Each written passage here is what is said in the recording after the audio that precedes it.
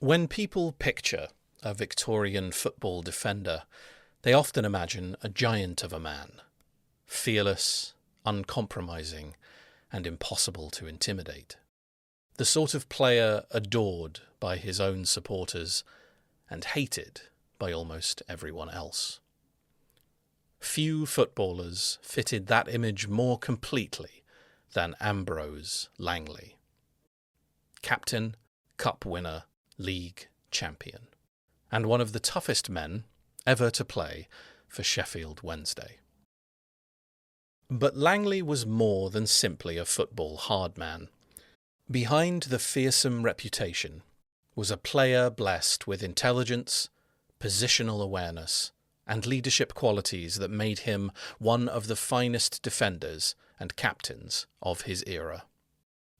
Had it not been for a knee injury that plagued him throughout his career, he would have joined the great Aston Villa side that dominated English football in the late 19th century. Instead, Langley's destiny took him to South Yorkshire, where he would become a Sheffield Wednesday legend and the club's first captain at Hillsborough. Ambrose Langley was born on the 10th of March, 1870. Football at this time was still in its infancy. For working-class families like the Langleys, the game was viewed largely as a recreational pastime for the middle and upper classes, nothing more. Langley's childhood was difficult. His father died when Ambrose was just 3 years old, and his mother passed away when he was 10. Leaving him to be raised by his uncle and extended family in the Lincolnshire market town of Horncastle. During Langley's formative years, football progressed rapidly. Industrial towns across the north embraced the sport. Crowds grew larger, enclosed grounds began to appear, and clubs found increasingly creative ways to pay their best, supposedly amateur players, often recruiting talent from across the country. For young men like Langley, it became clear that football could offer an escape from the lives their parents had known. That possibility became reality in 1885 when the Football Association legalised professionalism. At the time, Ambrose was 15 years old and had already established himself as the leading junior player in Horncastle. He even formed his own side, Horncastle Blue Star, before eventually being called up to play for the town's senior team. In his first full season with Horncastle, Langley appeared in what remains the club's most famous match. When Horncastle travelled to face Aston Villa, the dominant side of the age. Langley was handed the daunting task of marking Villa superstar Archie Hunter. Horncastle lost 5-0. But Langley's performance stood out. Even in defeat, his potential was clear for all to see, and afterwards Langley was dismissed by his employer, Mr. Charlton, a local photographer who, recognising the young man's extraordinary talent, chose to set him free, giving Langley the chance to earn a living from the game. A few months later, Langley was to cross paths with another young Lincolnshire footballer, Fred Spikesley, who had been drafted in from Gainsborough Trinity to help Horncastle fulfil a fixture after they found themselves short of players before an important match. Despite being the same age, the pair looked completely different. Langley was powerful and broad-shouldered. Spikesley still looked like a schoolboy. At first, Langley was unimpressed by what Trinity had sent over, but during the match, he quickly recognised the pace and raw talent of the young winger. 10 years later, the two men would be sharing a room on the eve of the 1896 FA Cup final, with Langley fully aware that success in the biggest match of his life would depend heavily on his fellow Lincolnshire man. Football in the late 1880s was chaotic. Rules surrounding professionalism constantly changed, and even experienced players often struggled to understand them, and Langley was to experience this confusion firsthand. After spells with Boston United and Grimsby Town, and a dispute between the two clubs over Langley, he was reported by Boston to the Football Association for claiming inflated amateur expenses. Langley had no option but to accept a short suspension and was officially reclassified as a professional footballer. In 1893, following successful spells at Grimsby Town and Middlesbrough Ironopolis, several Football League clubs sought his signature. Everton briefly signed him before mysteriously releasing him only weeks later. Aston Villa were interested too, but there was a problem: Langley's knee injury. Villa requested a medical examination. Langley refused. That decision opened the door for Sheffield Wednesday. Despite their long history, Wednesday had joined the Football League relatively late and were yet to establish themselves as a major force in the professional era. They lagged behind founding clubs such as Aston Villa and Blackburn Rovers, and were therefore more willing to gamble on players rejected by the wealthier sides. Wednesday took that gamble, signing Langley without a medical, a decision that would shape both the club and Langley's life forever. The move reunited Langley with Fred Spikesley, who was now one of England's brightest stars. Together they played a crucial role in transforming Sheffield Wednesday into one of the country's great cup sides. Their home was Olive Grove, compact, crowded, intimidating, and adored by Wednesday supporters, particularly those who watched from the Shed, a roofed terrace that hugged the railway line that ran along the side of the ground. Woe betide a stranger should he wander into the Shed at Olive Grove, and let it be known that he had come with the visiting team. Not that he got molested, but, oh dear. The steel grinders and cutlers who looked upon the Shed as their own private property knew the game of football right through, and the referee got a hot time from that quarter whenever he happened to make a mistake. Olive Grove was a fearsome place for visiting teams, and Wednesday developed a formidable record there, especially in the FA Cup. In Langley's first season, Wednesday stunned Aston Villa in an extraordinary quarter-final victory, with Spikesley turning certain defeat into a triumph that would be talked about for decades. After Wednesday took the lead in extra time, Langley produced one of the era's most famous acts of gamesmanship. As the clock ticked down, former Ironopolis teammate Bob Chatt reminded him there was still time for Villa to score. Langley replied, "Whilst there may be time enough for you, there aren't enough balls." Then he repeatedly launched the ball into nearby allotments to waste time, much to the delight of the Wednesday supporters. Over the following years, Wednesday reached 3 consecutive FA Cup semi-finals, and Langley's reputation continued to grow.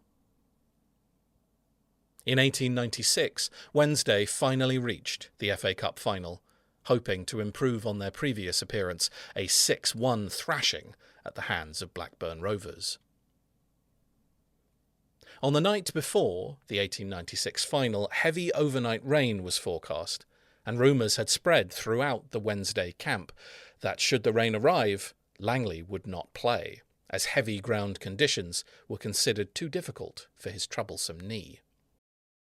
So it was that Langley and Spikesley endured a sleepless night, taking turns to watch the weather through their hotel window.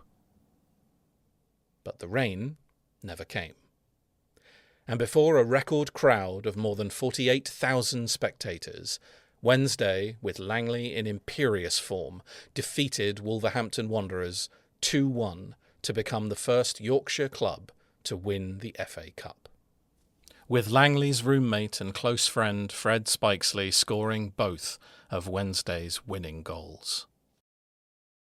The victory was hard fought. For the final 20 minutes, Wednesday were pinned back as Wolves launched wave after wave of attacks into the penalty area. Yet, time and again, Langley stood firm, while teammate Tommy Crawshaw dropped deep to strengthen Wednesday's defence. Langley was magnificent, but so too was Crawshaw. The Sheffield-born halfback dominated in the air throughout the match. Despite Wolves' relentless pressure, he repeatedly rose highest to head the ball clear and blocked everything that came his way. Nothing was getting past Langley and Crawshaw in what became an exhausting and dramatic finale. Tommy Crawshaw was widely regarded as one of the finest aerial players of his era. But his game was built on far more than that. He was strong, fearless, quick across the ground, and a natural leader. He would go on to represent England 10 times and proved to be the missing piece of the puzzle that transformed Wednesday into a side capable of beating anyone they faced. In 1903, Crawshaw succeeded Langley as Wednesday captain and remains one of the club's greatest ever players.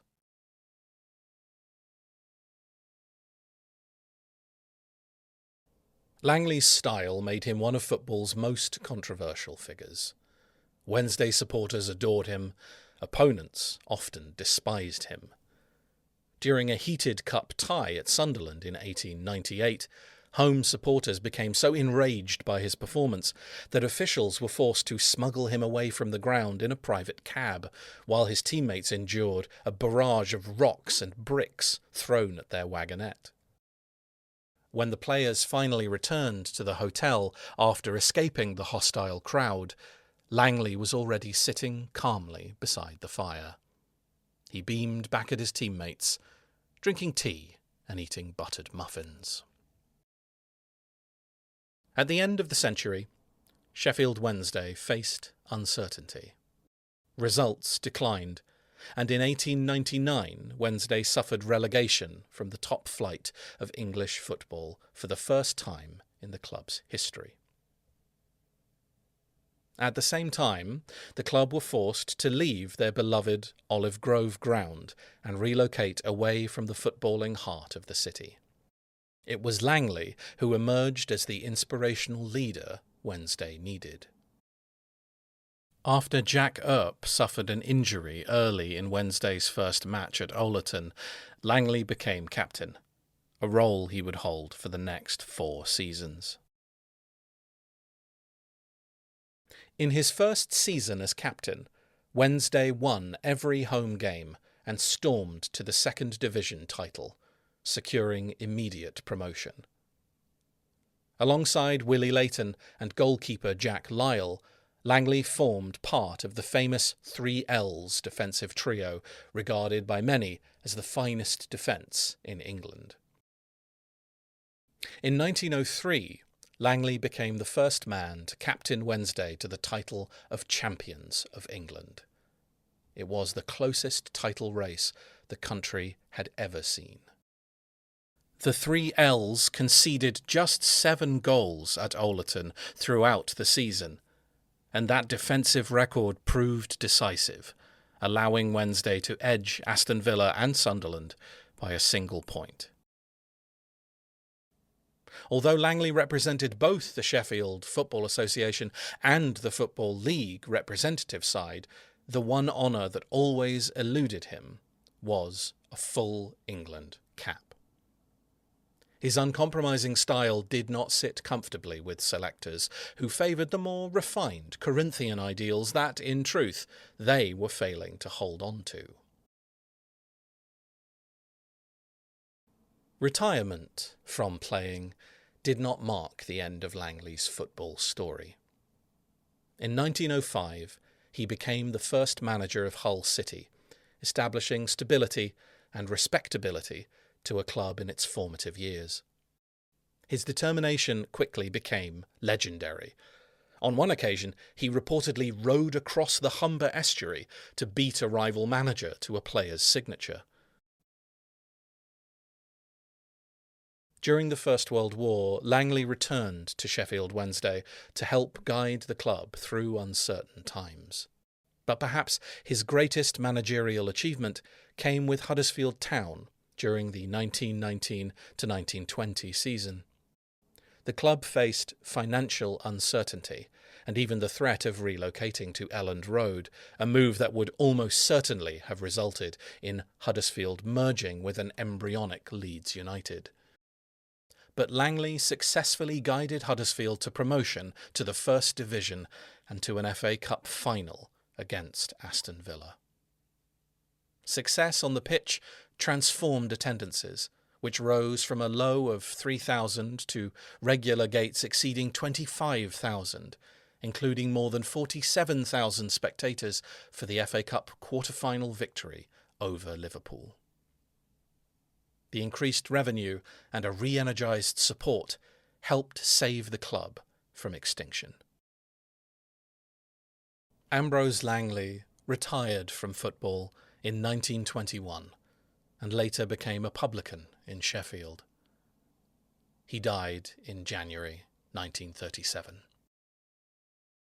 Ambrose Langley's story represents the rise of professional football in England.